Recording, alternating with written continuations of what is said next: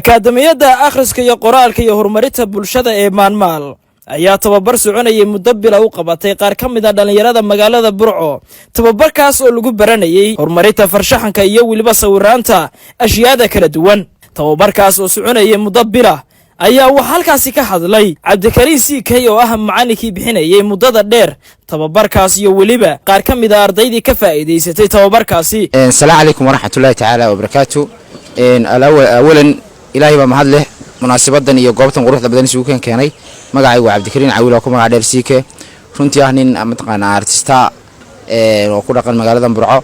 Waxaan aad ugu faraxsanahay maanta dhalinyaradan quruxda badan aad aragtaan ee soo saaray sawirada aad ka bilicdasan oo muddo tababar ugu qabanay kuliyadda ama aan dhaho akademiyadda Maanmaal xaruntooda Burco. runtii waxaan aad ugu mahadnaqayaa ilaahay sukadii kuliyadda Maanmaal oo ruuxantii ka dambeysay tuudi fara badan ee gelisay dhalinyaradan ay soo saarno. runtii dhalinyaradan saad aragtaan dadaal fara badan ay sameeyeen. farshaxanka ayaa ka goonay inay meel ka gaaraan hiwooyin fara badan oo ku jiraan farshaxanka. waxaan dhalinyarada ku dhiirigelin lahaa inay mataqaana ay xagga horumarka iyo hal abuurkooda inay heer gaarsiiyaan ay u sii socdaan. dhalinyaradan runtii xirfadda farshaxanka waxay u noqonayaan mataqaana ay tusaale fiican oo dhalinyarada kana gobolka ku dhaqan iyaguna farshaxanka jecel. marka iyagoo farshaxanka jecel waxaan ku dhiirigelinayaa inay hibadan ku soo dhawaadaan barashadeeda inay mataqaana ay waxa talent iyo hibo ku jira ay soo saaraan oo aanay markaa la gaban anaguna diyaar u nahay mar walba inaan saaciidi doonaa duulaayad mayoy.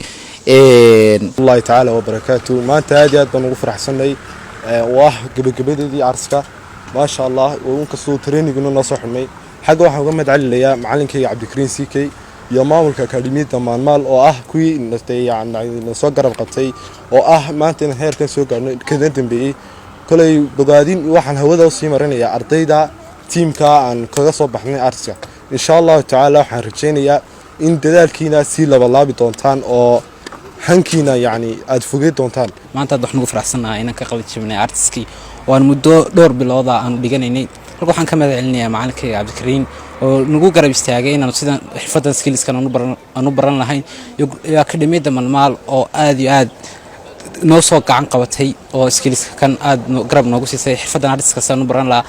waxaan leeyahay dhammaan arday aad iyo aad hambaliyo mahadnaqayaa macallimiinta iyo ardayda iyo macallimiinta akademiyadda Maanmaal maanta nagu soo garab qabatay tababarka aan muddada dheer ku soo jirno muddada bisha. waxaan leeyahay macallimiinta aad iyo aad buu mahadsantihiin ardaydana waxaan leeyahay hambaliyo. ugu dambeyn waxaa halkaasi ka hadlay gudoomiyaha akaadamiyadda Maanmaal Siciid Jabaal Nuur waxa uu tilmaamay muhiimadda ay leedahay barashada farshaxanku. waxaan salaamayaa dhammaan xubnahan ka qalin jabinaya farshaxanka ee ustaadkeenu ku soo tababaray farshaxanka. intaanan salaanta bilaabin waxaan ka horeysiinayaa mahadnaq weyn waxaan u jeedinaa marka koobaad waxaa mahad dhamaanteed iska leh Allah subhanahu wa ta'ala halkan isugu keenay Allah khaliqa inoo suurta galiyay maanta inagoo caafimaad qabnay inaan soo gaarno halkan soona dhameysano tababarkii muddada inoo socday. Allah asaa mahad leh. mar labaadka waxaan mahad ballaaran mahad aad iyo aad la soo koobi karin aan u jeedinayaa ustaadkeena qiimiga badan Ustaad Cabdikariin Siikay oo ah hal doorka farshaxanka gobolka Togdheer waliba dhalinyarada ah. sidoo kale waxaan u mahad celinayaa gudoonkii ku hayay ama mas'uulkii akademiyadda Maanmaal ka tirsanaa ee gacanta ku hayay tababarkan ayaan Maxamed Xamse ayaan sidoo kale mahad ballaaran iyo mahadnaq u jeedinayaa. mar labaadka waxaan halkan uga mahadnaqayaa ardayda maanta dhameysatay trainingkan iyo tababarkan ah artist and drawing waxaan leeyahay congratulation mar labaad iyo mar saddexaadba. waxaan idin rajaynayaa dhammaantiin inaad halkaa ka sii wadi doontaan hibadiina iyo hal abuurnimadiina aad sii kobci doontaan idaama leh meelo madalatan kuwan ka waaweyn insha Allah aad ka soo muuqan doontaan iyo kuwan ka bilan oo ka qurxoon oo ka farshaxsan oo ka sii wanaagsan.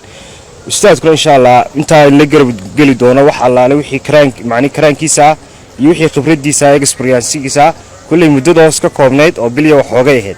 waxaan rajaynayaa intii dambana inaan ustaadkana ku xidhnaan doontaanoo si wacan uga faa'iideysan doontaan lana shaqayn doontaan idaama leh wixii hawlaha ee farshaxanaydu ka baahdo idinkuna aad noqon doontaan galab iyo gaashaan. waayo maanta dhalinyarada farshaxanka ee gobolka Togdheer aad bay ugu yaryihiin. muhiimaduna waxa weeye adduunyada imika waxa loo picture-ka ama waxa loo yaqaano farshaxanku waxyaabaha aadka maanta loo qiimeeyay ka mid yihiin.